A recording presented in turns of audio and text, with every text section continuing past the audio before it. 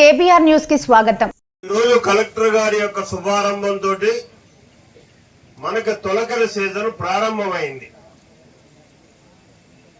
తొందరలోనే ఒక 10-15 రోజుల్లో సమృద్ధిగా మనకు నీళ్ళు వచ్చేటటువంటి పరిస్థితి కూడా అన్ని రెడీ అయి ఉన్నాయి.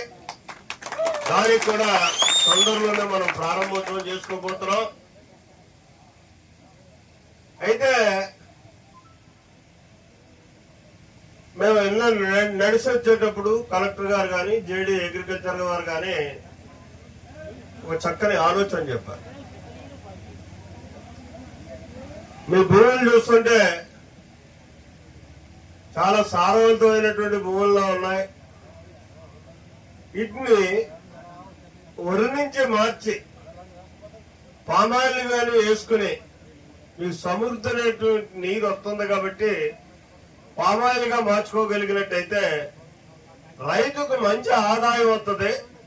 రెండోది, మనం ఇవాళ ఎవరి బారిన బట్టి నష్టపోతున్నామో వాటి బారి నుంచి తప్పుకున్నటువంటి పరిస్థితులు వస్తాయి.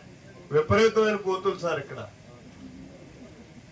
దాన్నేమో ఏమీ చేయలేం, ఎందుకంటే పాపం కర్మం ఇది. నిన్న ఇవాళే పొద్దుటే మా గుడి దగ్గర మనిషిని భక్తుల్ని కోతి కరిసేసింది. అది ఉత్త అలా చూస్తానే మనం తొడట్టుకుని కరిసేసింది. వాడి చీయలేదు, చాలలేదు. మొన్న ఒకరిని కరిసేసింది.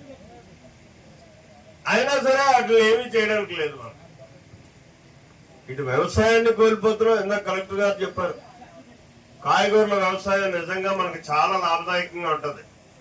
ఇవాళ పామాయిల్ వేసుకుని అందులో కానీ మనం ఇంటర్ క్రాప్ గా పామాయిల్ వేసుకున్నట్టయితే చాలా లాభసాటి అయినటువంటి వ్యవసాయం అవుతుంది. కానీ కోతుల బారి నుంచి మనం సంరక్షించుకోవాలి. కోతుల బారి నుంచి మనం సంరక్షించుకోవాలనుకున్నప్పుడు ఖచ్చితంగా దీని మీద ప్రభుత్వం దృష్టి పెట్టాల్సినటువంటి అవసరం ఉంది. ఎందుకంటే మనకున్నటువంటి సాంప్రదాయ ప్రకారం మూఢనమ్మకాలతోటి వాటిని మనం ఏం చేయలేం. అవి రాకుండా నియంత్రించుకునేటటువంటి అవకాశం ప్రభుత్వ పరంగా మనకు కల్పించాల్సినటువంటి అవసరం ఉంది. మన వ్యవసాయాలు ముందుకు తీసుకెళ్లాలనుకుంటే నిజంగా కాయగూర వ్యవసాయాలు కానీ మనం పండించుకోగలిగితే 4 కిలోమీటర్లు మనకి హైవే ఉంది. ఇటు కలెక్టర్ దగ్గర నుంచి ఇటు మద్రాసు దాకా కూడా మనం పంపుకోవడానికి అవకాశం ఉన్నటువంటి పరిస్థితులు ఉన్నాయి. మార్కెట్ కి